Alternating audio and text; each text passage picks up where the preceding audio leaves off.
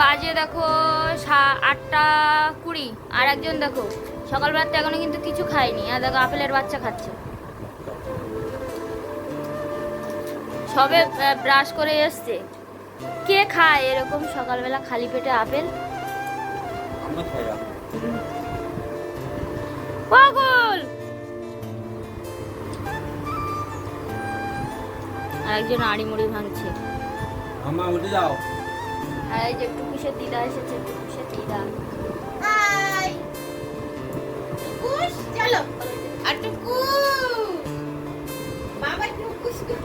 আমাদের আজকে আমার তো আজকে 6টার সময় ঘুম ভেঙেছে, অনেক কাজ বাজ করলাম। আর ইন্দ্রর তো সবে টেনে টেনে তুললাম 8টার দিকে, আর এখন 8টা 20 বাজে। এখন বেরিয়ে যাবো দোকানে। আমার তো রেডি হয়ে গেছি।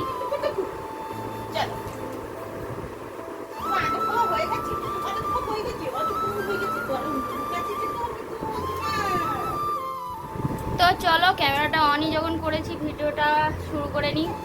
গুড মর্নিং সবাইকে, কেমন আছো তোমরা সবাই? আশা করছি ভালো আছো। ইন্দ্রপম্পা লাইফস্টাইল ব্লগের আরও একটি নতুন ভিডিওতে তোমাদেরকে অনেক স্বাগত, অনেক ভালোবাসা।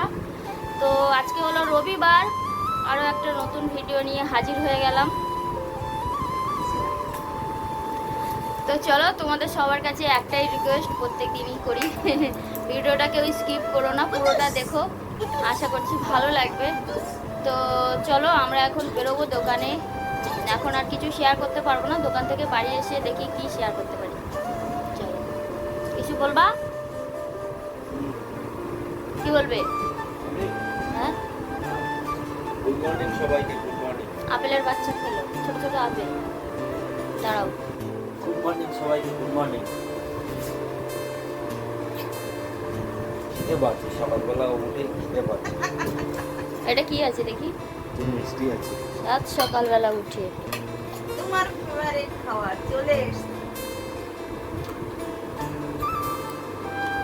মানে কি? দাঁড়াও, গালে জায়গা নেই। আমার জন্য তো একটা রাখো, মেয়ের জন্য তো একটা রাখো। একটা করে আছে। আর ও কটা খেলো? কত বড় গাল! কুমির মারি বাড়ি তো, কুমিরের মতো গাল, হা করলে একদম। এত বড় অপমান! তো আমাদের আজকে রবিবারের বাজার। রবিবারের বাজার বলতে কি হয়েছে, আমাদের আজকে কি কি রান্না হয়েছে একটু শেয়ার করে দিই তোমাদের সাথে। দেখো, আর মা হলো মামামের ভাত মাখাচ্ছে। এখন বাজে 2:15 বাকি। তো আমরা এসে একটু কাজবাজ করছিলাম, রবিবার করে একটু কাজের চাপ থাকে, জানোই তো। তা চলো, এবার তোমাদের কি কি রান্না হয়েছে দেখাই, তারপরে পরে বক বক করছি। এই যে ভাত বেড়ে নিয়েছি এখানে। ফার্স্টে দেখাই, এখানে আছে আলু ভাজা। আচ্ছা, এটা হলো মামামের খাবার, মানে সব রকম সবজি দিয়ে মাছ আর তেলাপিয়া মাছ দিয়ে ঝোল। আর এটা আছে কি, এটা কি বললে? থোড় ভাজা। আচ্ছা, থোড় ভাজা। আর এখানে আছে তেলাপিয়া মাছ আর কচুরমুখী। চলো আমরা খাওয়া দাওয়া করে নিই। বাবা এখনও স্নান করেনি, বাবা স্নান করে আসুক, খাওয়া দাওয়া করে নিই, তারপরে আবার আসছি। তো দেখো, চলে আসলাম রাতে। আর রাতে আমরা দোকান থেকে আসার সময় বেলে মাছ এনেছিলাম, সেটাই মা কলা আর আলু দিয়ে রান্না করেছে। আর বাবা আর মা এখন খেতে বসেছে, আর আমরা লাইভ করছিলাম, ওই জন্য মাকে বললাম তুমি একটু ভিডিও ক্লিপটা নিয়ে নাও। তো সেটাই তো এখন তোমাদের সাথে শেয়ার করে দিলাম। তো আবার আসলাম রাতে। রাত বলতে এখন পরের দিন হয়ে গেছে, 12:30 বেজে গেছে। এই যে দেখো 12:33 বাজে, বুঝতে পারছো?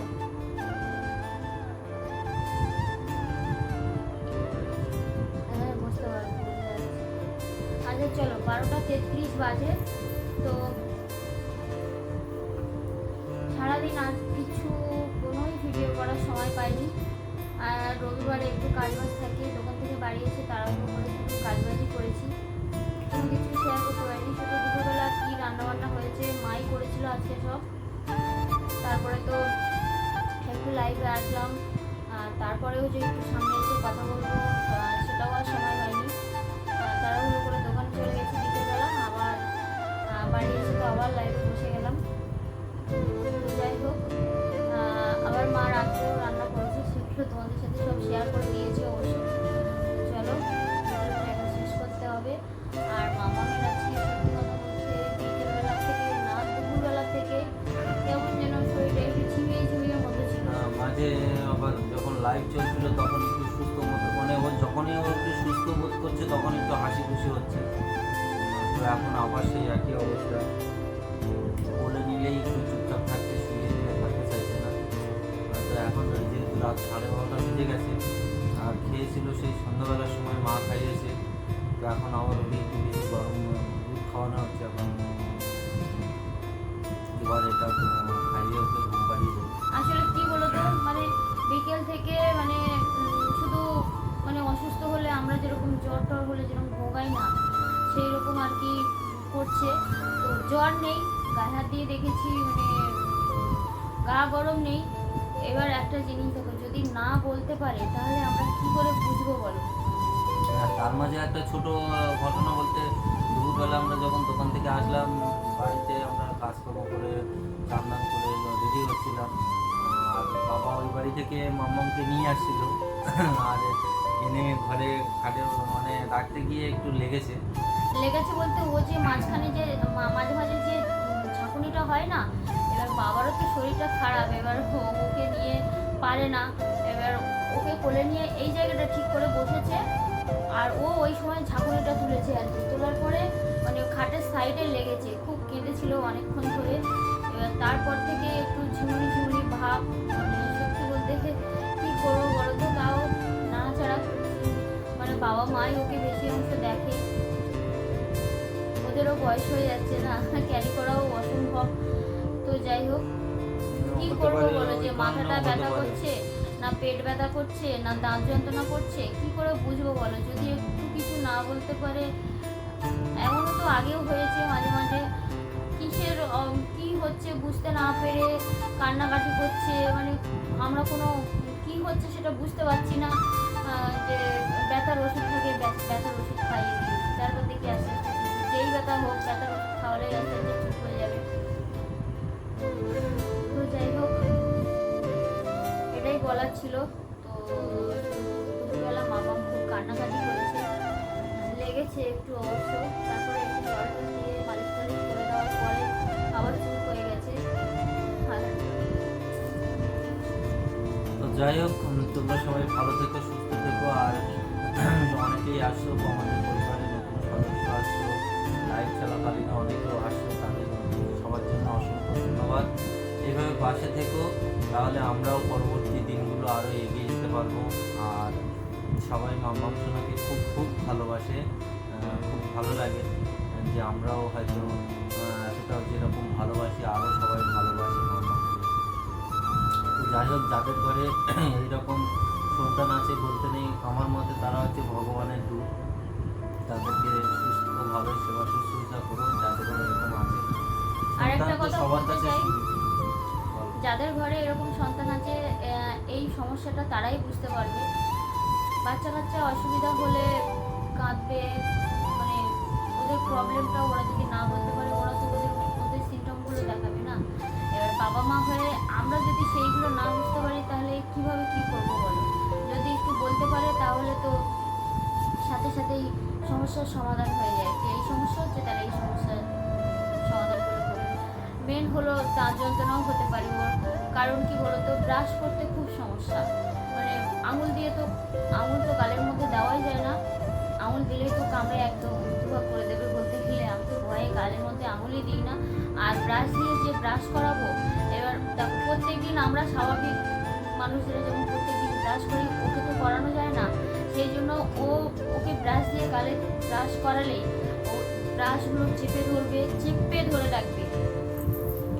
আর জোর করে কিছু করাতে গেলে দাঁত দিয়ে রক্ত বেরোয়, আর এটা তো স্বাভাবিক না, মানে প্রত্যেক দিন তো আর ব্রাশ করাতে পারি না। আমার আঙুলে তো মামাম কতবার কামড়ে ধরে রেখে দিয়েছি, মানে ও তো নিজে থেকে বুঝতে পারে না যে কি হচ্ছে। ও এমন সময় নিজের জিভটাও নিজে কামড়ে ধরে রাখে, রক্ত না বেরোনো পর্যন্ত ছাড়ে না। যখন খুব লাগবে তখন কাঁদবে, কাঁদের জন্য যখন হা করবে তখনই ছাড়িয়ে যায়। আস্তে আস্তে ও বড় হচ্ছে, আমাদেরও বয়স হচ্ছে, তার সাথে সব কিছুই এইভাবে চলে যাচ্ছে। ভগবানকে একটাই বলবো, আর তোমরাও যেভাবে ভালোবাসো, যে অন্তত কিছু একটা উপায় করে দিই কি যেন মাম্মাম শোনা হয়, বুঝতে পারুক বা কথাটা বলতে পারুক, তাহলে হয়তো আমরাও এই বিপদ থেকে বা এই পথ মানে কী বলবো এই জার্নি থেকে আমরা আরও তাড়াতাড়ি বেরোতে পারবো। তো যাই হোক, আজকের ভিডিওটা এই পর্যন্তই থাকছে। ততক্ষণ পর্যন্ত তোমরা সবাই ভালো থেকো। আর নতুন যারা আসছে সদস্য, সবাই পরিবার, সবাই আমাদের পরিবারের সদস্য, তো সবাইকে একটাই রিকোয়েস্ট করব, প্লিজ ভিডিওটা লাইক কমেন্ট শেয়ার সব কিছু করো, আর সাবস্ক্রাইব করতে ভুলবে না। পাশে থেকে এইভাবে থ্যাংক ইউ। তো চলো আজকের ভিডিওটা এই পর্যন্তই রাখছি, আবার কালকে দেখা হবে, মানে নেক্সট ভিডিওতে দেখা হবে। ততক্ষণ পর্যন্ত তোমরা সবাই ভালো থেকো, সুস্থ থেকো, আর মাম্মামের জন্য সবাই